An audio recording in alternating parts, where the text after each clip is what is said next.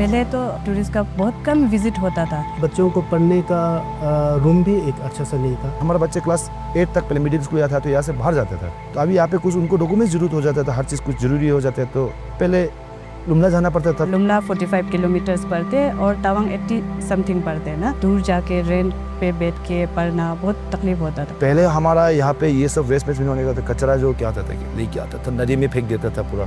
शाम परसों से आता था तो कीचड़ पूरा, तो वहाँ गाड़ी फंस के रोकना पड़ता था।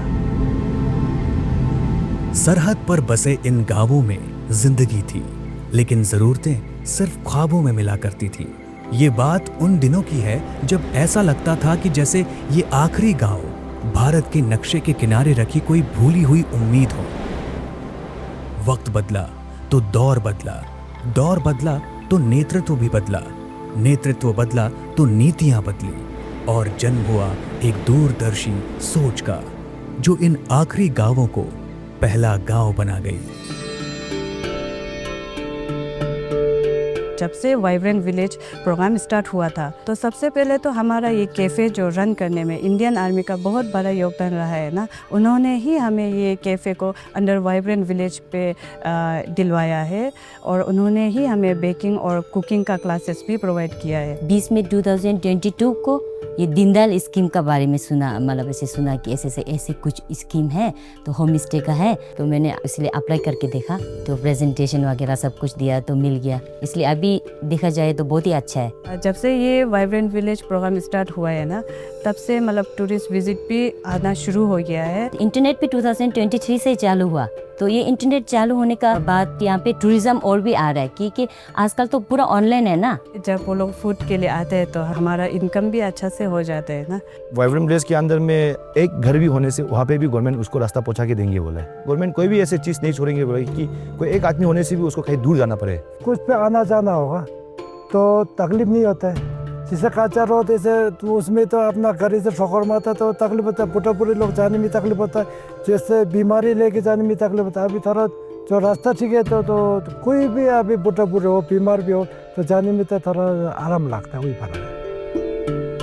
वाइब्रेंट विलेज प्रोग्राम आने के बाद ही बहुत मतलब चेंजेस देखने को मिला है, जैसे कि बहुत सारा मेडिकल कैंप्स भी यहाँ पे हुआ था। जब हमको यहाँ पे सब कुछ मिल रहा है तो हमको जाना क्यों है अलग जगह। अभी खास करके नंबर 1 में तो जब वाइब्रेंट हुआ है उसी के कारण से ही आपका ये सेकेंडरी स्कूल बना।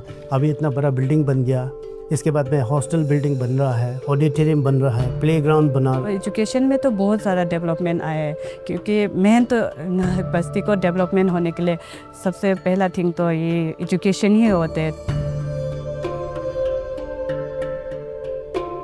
वेस्ट बैंक है हमारे कैफ़े के बगल में ही है वेस्ट बैंक, जहाँ पे हमारा जिमीथांग के सारे वेस्ट को वहाँ पे जमा करके सेग्रीगेट करके रिसाइकल के लिए बेचने का प्लानिंग है।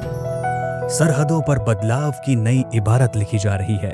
वाइब्रेंट विलेज प्रोग्राम के तहत पहले चरण में 19 सीमावर्ती जिले के 662 गांव चुने गए, जहां 220 सरकारी योजनाएं 100% लागू की गई। आजादी के बाद से जितना निवेश इन गांवों पर हुआ था, उससे 2 गुना निवेश सिर्फ बीते 5 वर्षों में किया गया, ताकि इन गांवों में सुरक्षा मजबूत हो, शिक्षा और स्वास्थ्य सुधरे, पर्यटन को बढ़ावा मिले और यहाँ की अर्थव्यवस्था भी सुधरे।